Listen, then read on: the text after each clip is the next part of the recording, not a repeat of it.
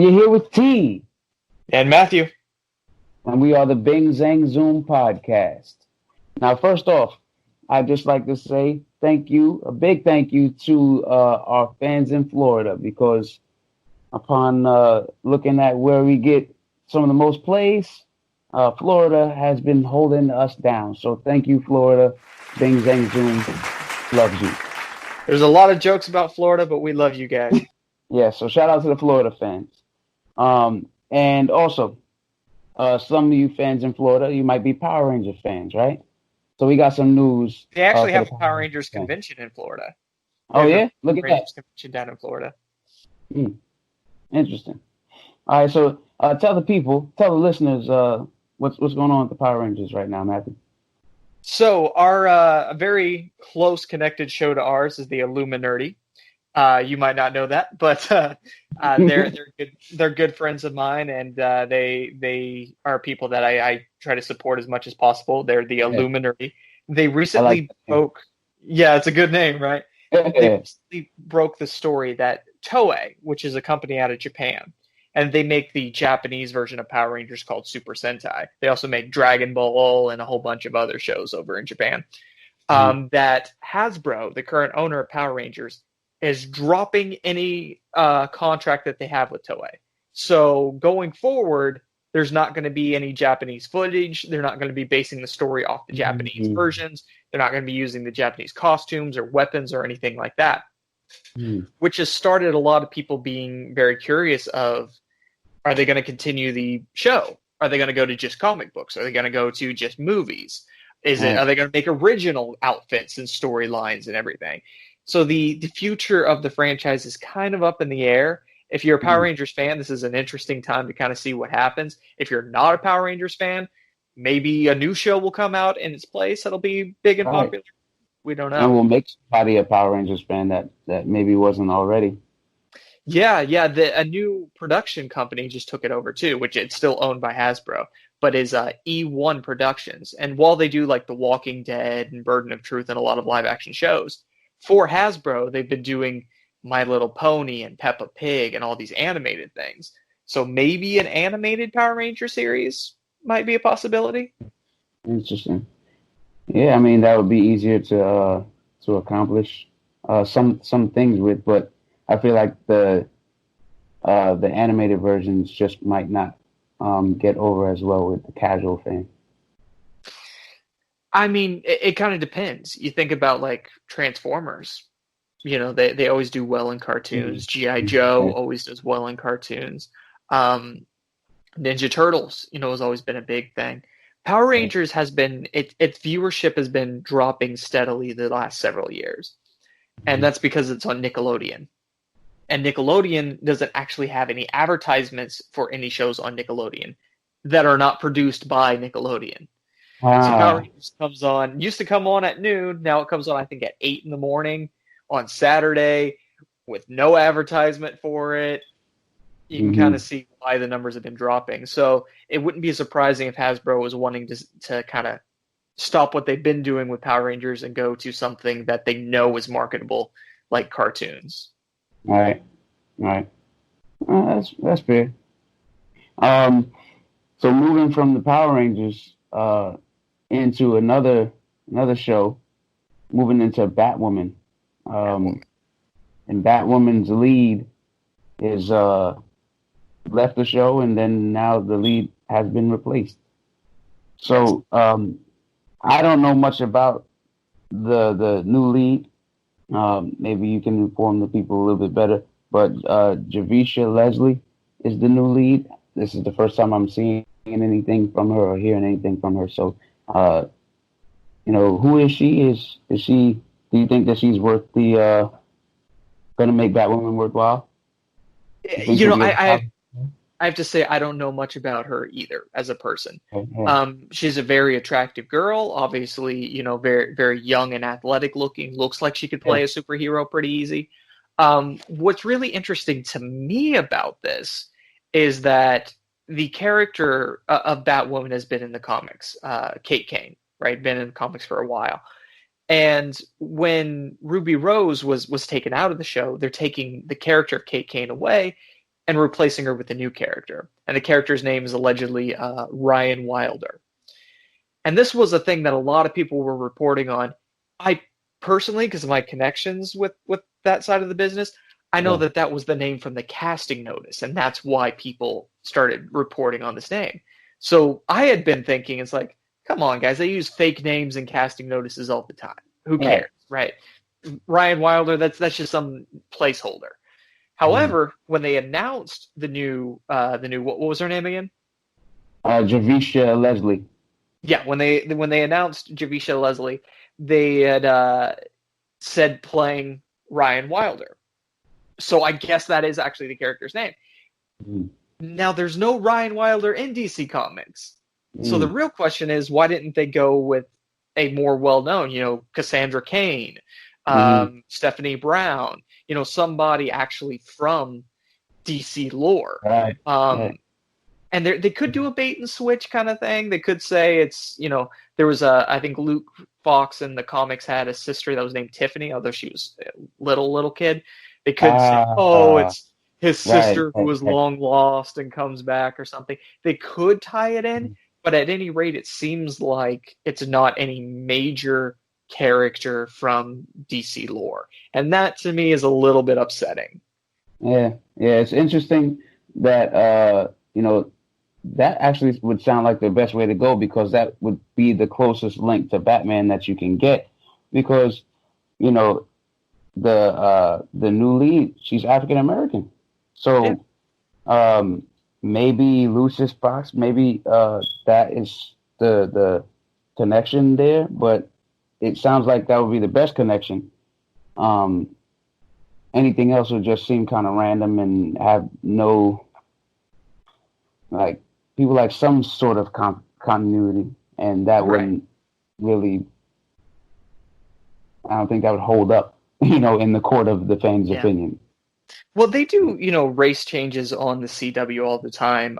Iris in the comics was a redheaded young lady, so obviously not African American, and she is on the show. So it doesn't seem like they're against doing that. I mean, and like I said, Cassandra Cain is Asian. So, if they wanted to use, a person of color, they would have that option as well.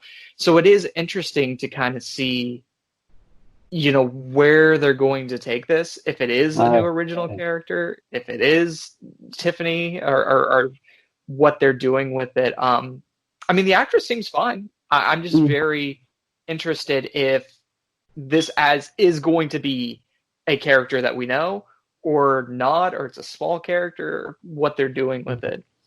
All right. Yeah, interesting. Along the lines of other interesting things, which has absolutely nothing to do with entertainment, unless you're entertained by it. Well, there's this sign behind me. I don't know if y'all can see that little coffee sign right there. But I read something on the number one source for information in the world right now, and that is Google. Facebook. No, Facebook. I mean, number one. That's true too. That's true too. And so apparently there is this coffee that it comes from what looks to be like a cat, or close to the cat species, right? Maybe even like a raccoon.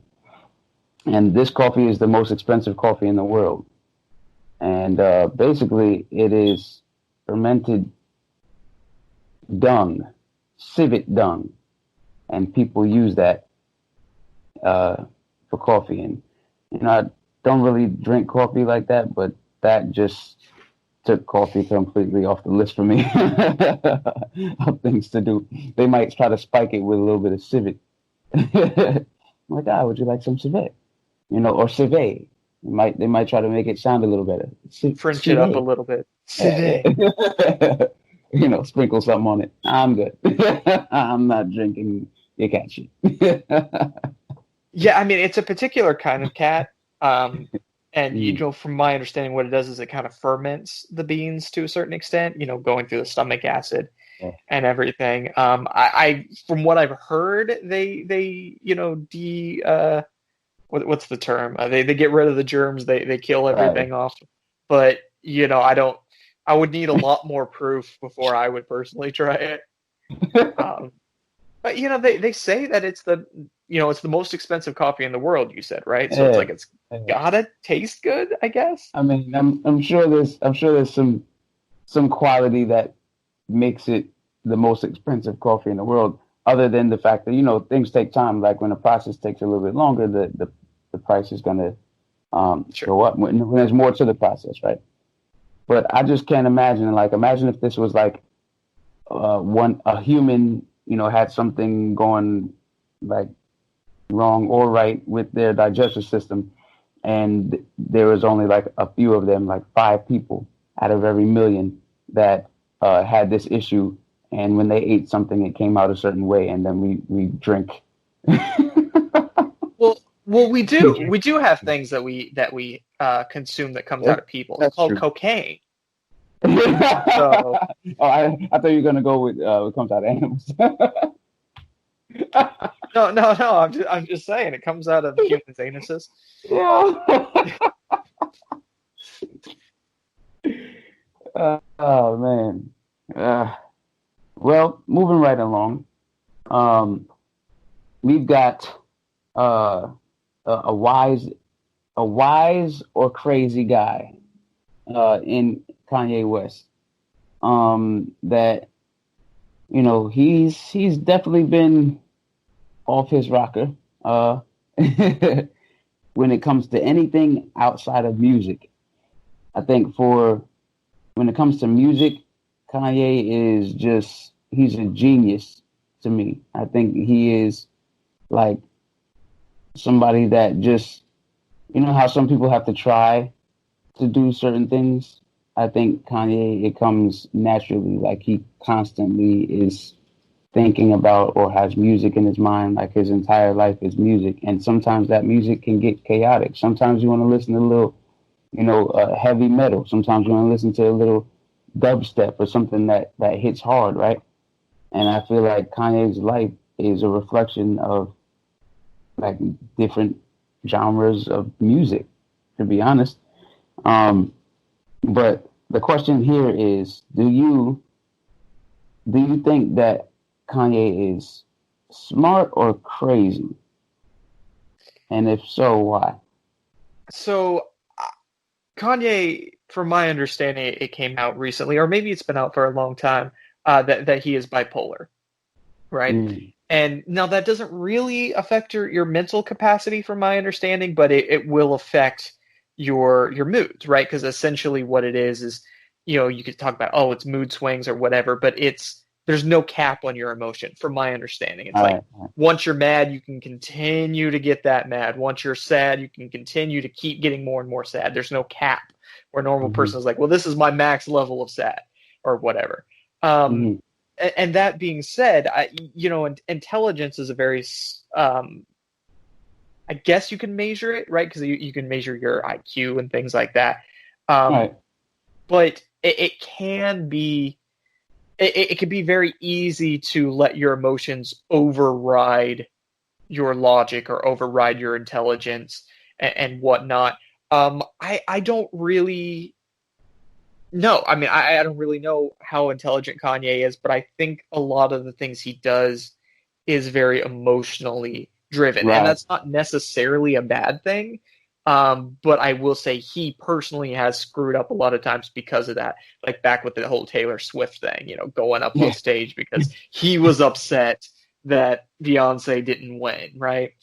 So. Well, I think Kanye has flashes, like I said, musically, I think that he has flashes of brilliance. But I think that with the bipolar, because I didn't even factor that in, it provides a means for us to understand him a little bit better and understand his actions. But that also, it's important for those around him, I think, to like protect him. And I don't know if he feels like that protection is holding him back. So somebody might say, hey, Kanye, just come on in. I understand you're feeling the type of way. Just come on in. Let's talk about it. And he might say, no, you're trying to hold me back. You're trying to keep me from you just want to quell my artistry. You want to quell my ability to be masterful in what it is that I do, to my ability to speak for myself. And Yeah. so it seems like it's a bad combination of things that have plagued him for many, many years, to be honest. Well, let's think about this. Let's say somebody has depression, as a lot of people in our world does currently, and they're a Uh-huh. person who writes, say, like Billie Eilish or something. They write music about their depression. They have art that's based on their depression. If this person would probably be very reluctant to take medication because it may help them, it may not. You don't know until you try, but they would probably. It'd be very easy for somebody to have a fear that medication would take away their edge or take away their Mm, artistry, or right, make right. them not feel anything, right? So Mm, if you look at Kanye through that same sort of lens, it would be very easy for him to think that, like you said, anybody who's telling him how to live his life or saying, hey, you should maybe not do this, you should maybe not say this, some people might get mad about this, that he looks at that as stifling. mm. Maybe. I don't know. I'm just speculating. Yeah.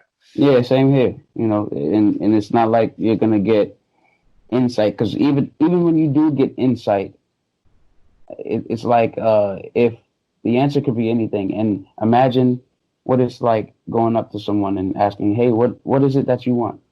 These are your options. What is it that you want?" And they're like, "I don't want any of those options, but I want all of them." And then that that basically like, I want more options, but I want those too. You know Yeah. I think Well, that that's kind of sums. life, man. That's life Right. for you. Right. I Yeah. don't want any of them, but I want all of them. you know. um. So as Kanye, is fighting internally and externally, and he's announced himself that he was running for president. Right. Which, I feel like, especially if somebody's going to be running for president, when you run for president, it's a matter of you setting the precedent for what a citizen is supposed to be. And Well, apparently personally, I not just anymore. know it's just Yeah. that. Right. I don't Just know. saying. Like Yeah. not getting True. political on either Right, yeah, side. yeah, I'm just saying in general that doesn't seem to be the case anymore.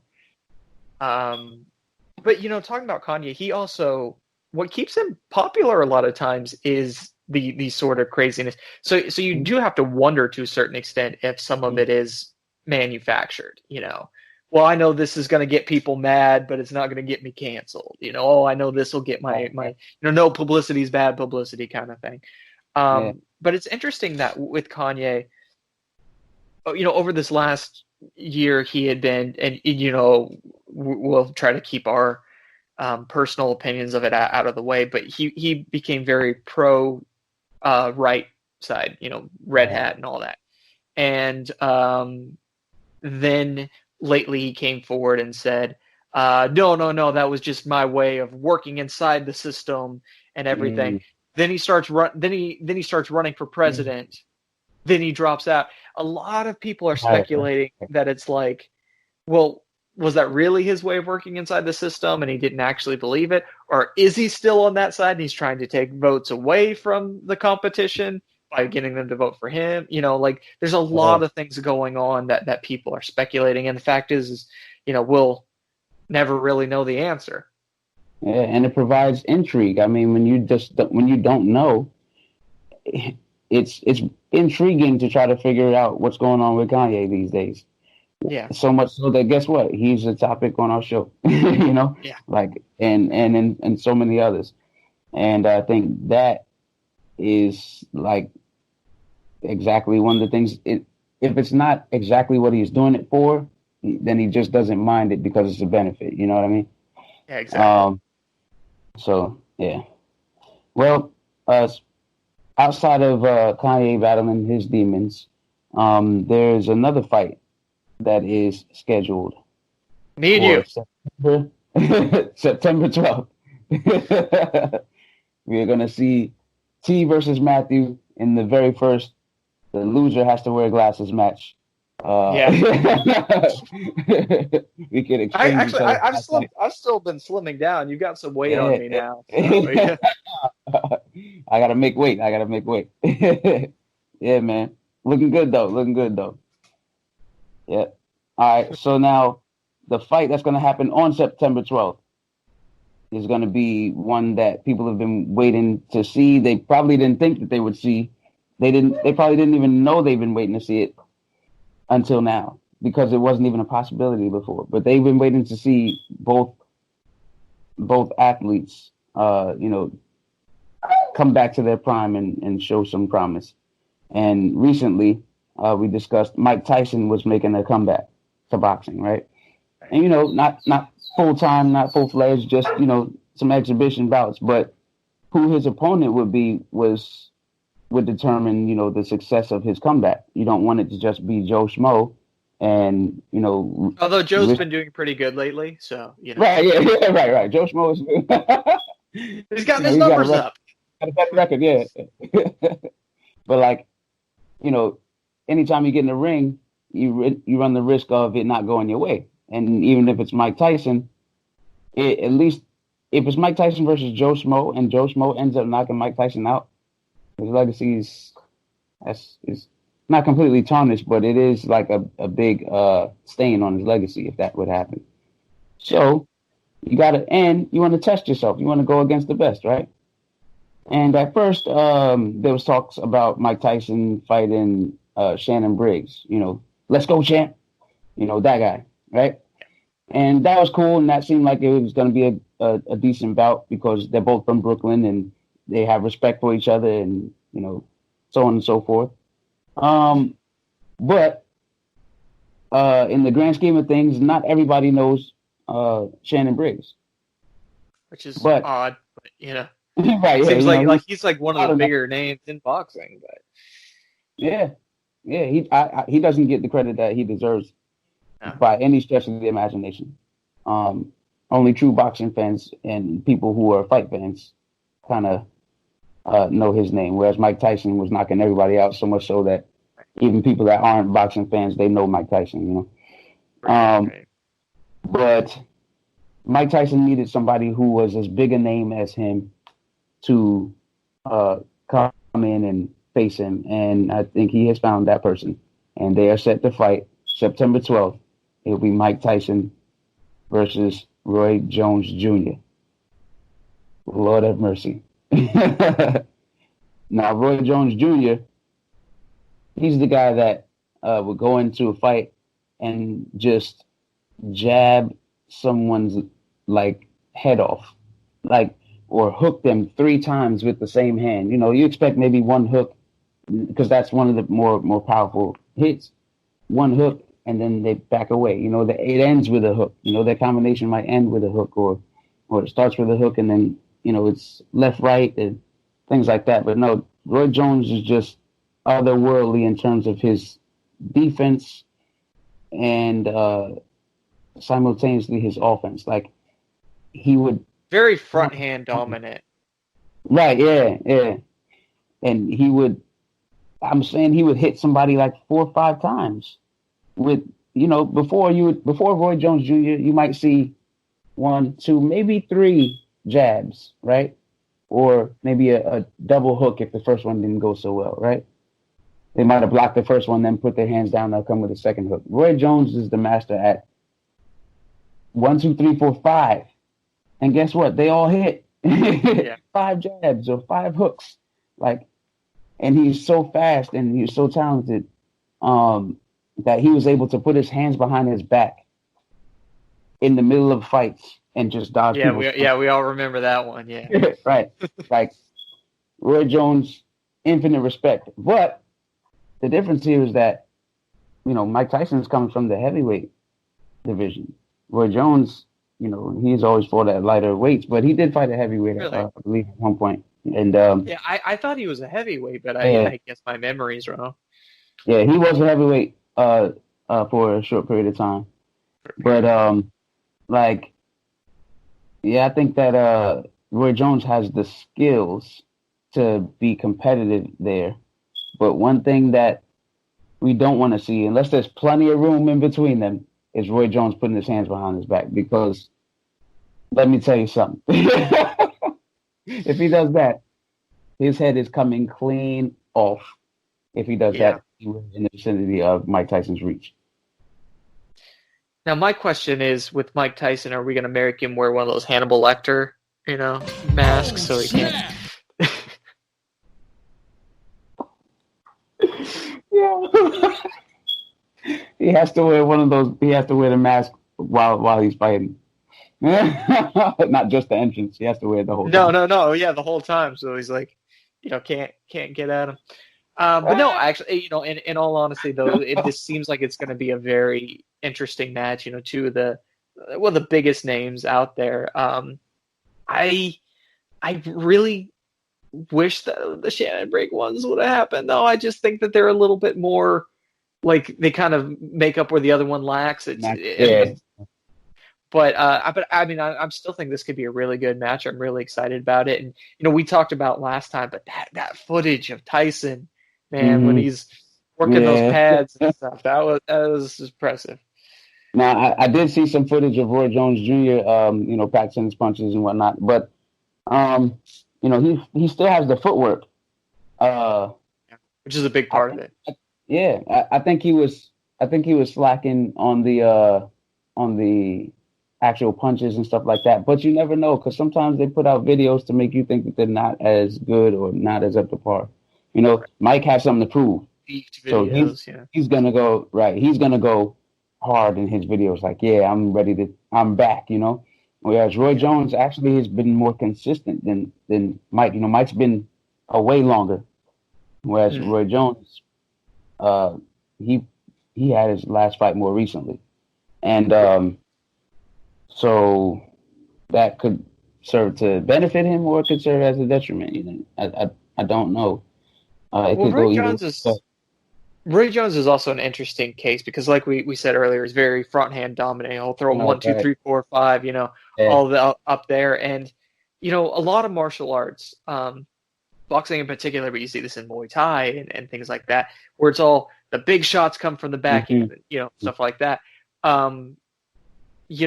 Bruce Lee with his Jeet Kune Do was like, well, you put your front hand front, so it's because it's your more powerful. Yeah, that's you're going to be more powerful with. So he's of the opposite.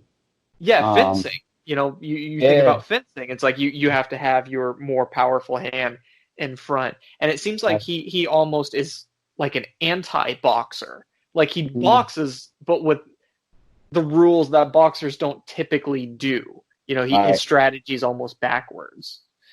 Yeah, that's what made him so successful, because it was hard to figure out. And when somebody's just doing right, left, it's like, all right, by like the third round, I'm going to start. You catch on. Yeah. If it takes that much, some people like Floyd Mayweather, and they'll figure out in 30 seconds and just whoop you for the next 11 rounds. But like in this case, let me go ahead and let's go to Las Vegas for a second.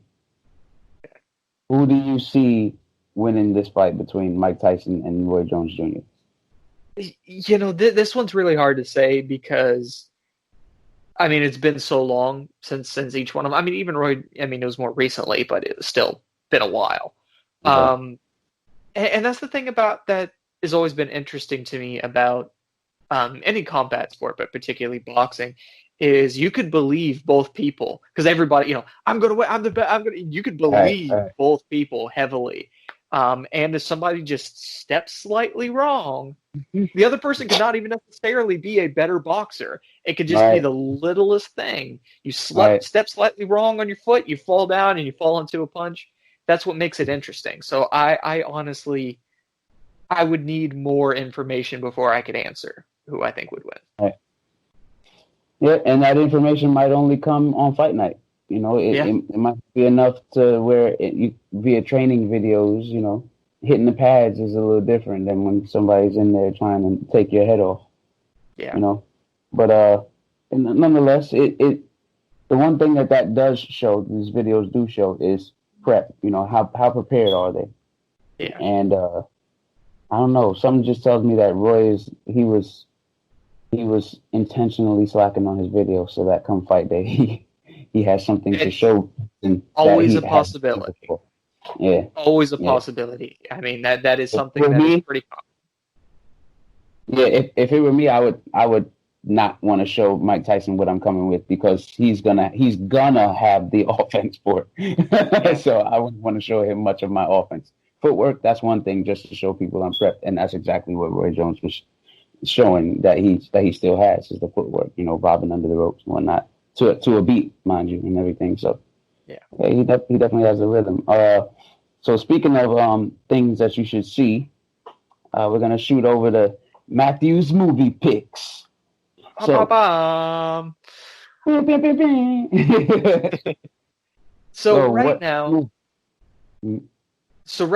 we've been obviously and a lack of new movies. I mean, some things like Scoob has dropped, for streaming, and hopefully New Mutants will finally come out in some Yeah. capacity. But we've been really in a block of no new movies. So what do? I go for the old movies. That's right. Makes sense. Yes. So I went back and watched a movie that I actually hadn't seen to this point, which was 2001: A Space Odyssey. Have you heard of this hmm movie? I have, but isn't that based on a book? So the book and the movie were actually coming out simultaneously. It was Stanley Kubrick who Okay. was the Okay. director of the movie.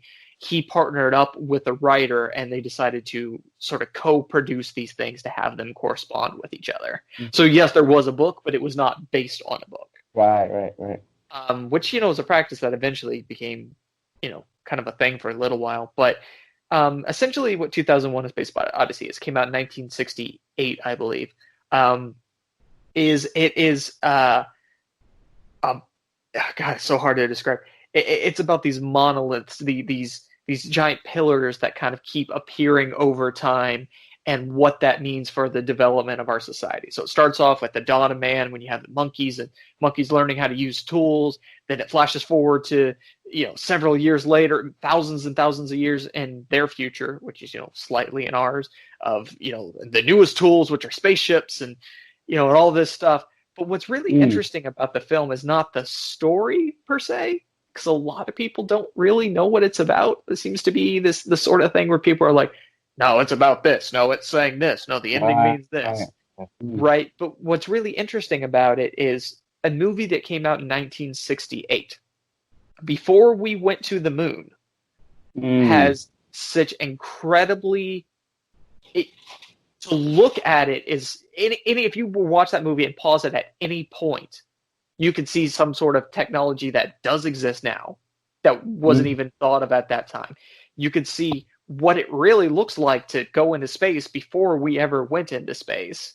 You can see these Wow. incredibly crafted ships that just look so real, and luckily I got to see it in 4K. So Mm. just the amount of detail that went into this movie visually is just it's like watching a painting the whole film through. Mm. Um, and we Interesting. we could talk about themes. We could talk about, well, does the monolith represent human development or does it nature? Or, we could talk about, oh, well, this segment of the film means this. There's 4 segments in the film, by the way. But really, it's just amazing that before Star Trek, before Star Wars, before we went to the moon, that we had these very vivid, very realistic views of Right. what space travel is. And I think that for the average viewer, watching this movie is the closest that we will ever get to actually seeing what it looks like to be in space. Wow. Wow. Interesting. Interesting. I mean, you described the monoliths. I'm like, well, I mean, there's Stonehenge. Yeah, you know, yeah, uh, maybe that'll explain the pyramids and whatnot. So, hey, right. uh, that's interesting. So now, I'll be going back to check that out. Um, 2001 Space Odyssey. Yeah, Check it out, y'all. there's some people that even think that Stanley Kubrick. You know how the people say the moon landing was faked. There are some people that even think it was Stanley Kubrick that faked it because of how good the movie looked. They're Oh, like, oh man, it had to be the director of that movie that faked the moon landing. Wow. I don't really believe that, but it's an interesting theory to look Yes. into. Yeah. Yeah. Dang. Well, I mean, if you're gonna get somebody to fake the moon landing, why not get some the general consensus to what it looks like would be this, you know, Yeah, yeah, because this is, exactly. like you said, the closest thing that we've had um, in terms of just casual viewers to see what it's like to go into space. So if this is the only thing that we think of, you know, it's just like when you have depictions of heaven. You know, the only thing you think of is it's above the clouds and it looks like this and things are golden and the sun is always shining and stuff like that. So you just expect it to look like that because it's been depicted that way in different forms of art. So Yeah. uh, interesting stuff. So another thing, if you have not seen it or heard it, then I would suggest that you go to YouTube and check it out. It was the DMX versus Snoop Dogg versus battle. Now, DMX versus Snoop Dogg. First of all, it was dog versus dog. Okay, Yeah.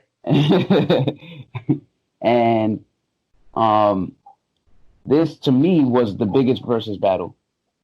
Period. And versus battles are basically where you have each person put up like I believe it's like 20 songs, and they basically go at each other. So they compete song for song, and so there's a winner, right?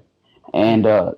so I don't think that versus themselves, who like provide the battles, uh, they produce them. I don't think that they determine a winner.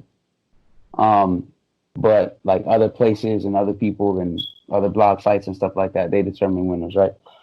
But let me Who tell you something. won? Who's next? You decide. Right, you know, like these two went at it, but at the same time, it was so natural for both of them. Like, first of all, shout out to Snoop. Snoop is just the best host that you could possibly have. Like, his stock just went up for it. If you want Snoop Dogg to host your show, you better be ready to drop like some serious bread. Very Because charismatic guy. he's just, yeah, like it seemed like it was Snoop Dogg hosting the show. Every time DMX had to do his set, Snoop is sitting there, back up dancing for him and singing his, doing the ad libs and singing his lyrics and stuff. So like, I think that that you know, as far as being a host, that's Snoop's thing. But DMX, we discuss energy in music. There are very few people who can come with the same energy that DMX brings to the table. You Yeah. know, just hearing him on a track will make you do something that you don't normally do. He's You gonna know, give it to you. right? Exactly, and that's one of the songs he played too. X gonna give it to you, but um, ultimately, it was one of the greatest battles. You can go back, check it out on YouTube. It was on IG. You have to go to Versus TV, I believe, on Instagram, and they also had it on Apple. But uh, they had over 1 million viewers. I was one of them consistently. I even sent links to other people like, yo, it's on now, it's on now. You know, it's Wednesday at 8 o'clock, so kind of like a odd time. But guess what? Now Wednesday has something interesting. You know, what was happening on Wednesday? That doesn't even go with It's new anything. comic book day. It's new comic book Wacky, day. Wacky Wednesday. Oh well, yeah, in that realm, yes. Yeah. But like, so yeah, in terms of winners, I'm not gonna lie, I was going for DMX. I feel like DMX just had the songs, he had the energy, and I feel like his music influenced me more.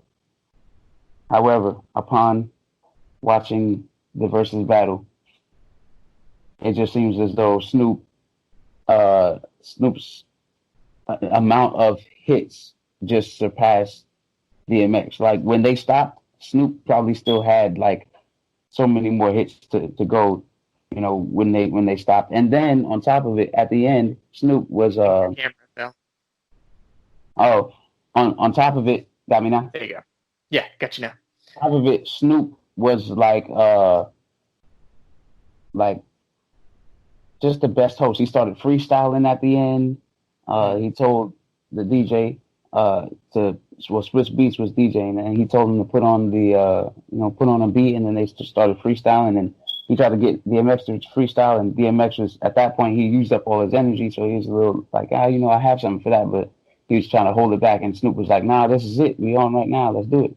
And so DMX did it.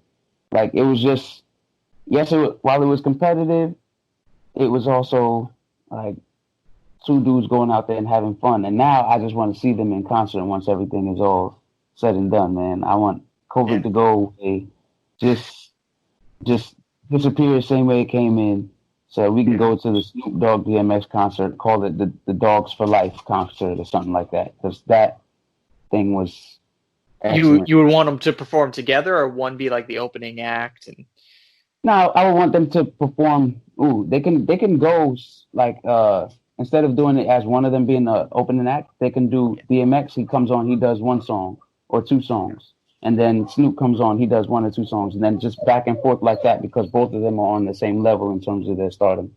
So I think that it would only be fair to do it that way, as opposed to just doing a whole set for DMX and then doing a whole set for Snoop. Yeah. I don't think either. Well, Snoop can be the host. Like, he can come out there and host it first, and then intro DMX, and then DMX can come in and rock it for a couple songs, and then they'll go back and forth. Right. I tell you, I've been to a lot of concerts and a lot of musical festivals and stuff like that. And, sometimes you see people opening up and you're like, how is this person not the headliner? Well, some kind of contract, I guess. Yeah. But I saw several years ago now, it was right around the same time period, because it popped up on my memories on Facebook. I saw Paul McCartney live in concert. And, already that's going to be a great show. It's a former Beatle. Come on. You know what I mean? But this was in Don't let me down. Yeah, exactly. But this was in Seattle, and so for the second set, because multiple sets, or maybe it was the third, I don't really remember. But he had the surviving members of Nirvana, Pat Smear, Dave Novostalis, and Dave Grohl come out, and they were his backup band for the rest of the concert. So it was like Nirvana, but with Paul McCartney as the lead, but then they're still singing Paul McCartney songs. And right. Truly an interesting mix together. Yeah, and something that you just don't. Sometimes two people will get together, or more than two people.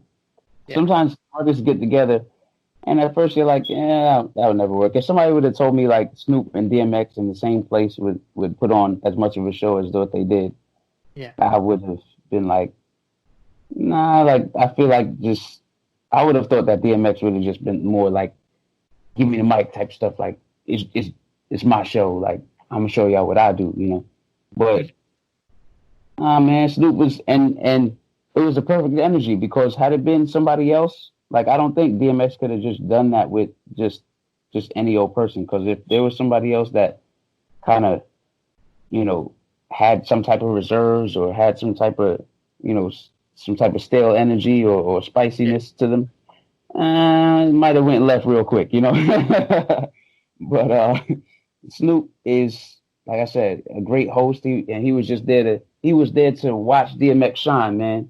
Like I said, he was ad-libbing and stuff. And then DMX too. DMX was like, yo, when that song came out, as a matter of fact, one of the things that DMX said was that the whole Get At Me Dog song came from one day when he saw Snoop.